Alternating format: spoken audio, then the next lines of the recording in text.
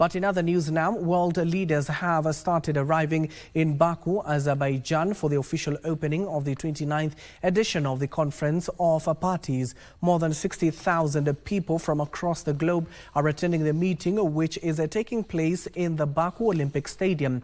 The World Leaders Climate Action Summit, which is the highest level event of COP29, will take place later this week, where Prime Cabinet Secretary Musalia Mudavadi is expected to address the meeting.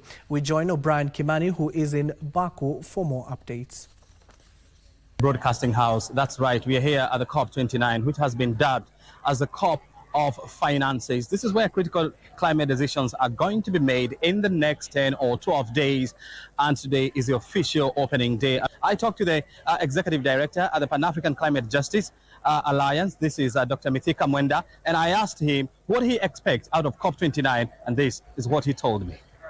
Climate finance is a very important means of implementation because you need money to implement some of the things which have been agreed over time. For instance, the Paris Agreement on adaptation, Paris Agreement on mitigation, agreement on how to build resilience of communities at local level, smallholder farmers, pastoralist groups, those people who are affected by climate change. So they require massive resources. Yet these resources, poor countries like Kenya, which are abandoned by debts, are not able to raise that money. The conditions in this agreement is that we can be able to do that when we get international support. So that is why this finance is at the center of COP29.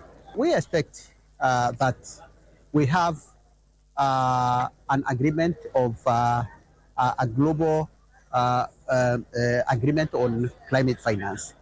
The one which we have been talking about, $100 billion US dollars, is expiring 2025, and we need a target on what need to be delivered post 2025. This is a global process. This is global solidarity. No one is safe from climate crisis. Whether you are the richest, like the US, by the way, they are not longer the richest. We have other emerging economies. So we, as Africa, as Raila said in Addis Ababa, if they don't want to be our friends to support Africa, if they don't want to be our friends in solidarity to address climate crisis, because this cannot be done by an individual country, one region, one continent, then we'll have other friends. And you can see they are in abundance here. Well, the issues of climate financing are likely to play a critical role. And of course, the conversations around adaptation fund is also expected to come up here. We're going to be watching what is happening here. And of course, we'll continue to give you coverage and of course, updates on what's happening here in the city of Baku. Remember, this is the host of COP29. We are in Baku, the capital city of Azerbaijan. And my name is O'Brien Kimani. Back to you in Broadcasting House. Well, thank you, Brian. Now to our other top story this afternoon is on the regional economic communities convene in Nairobi to dialogue on leveraging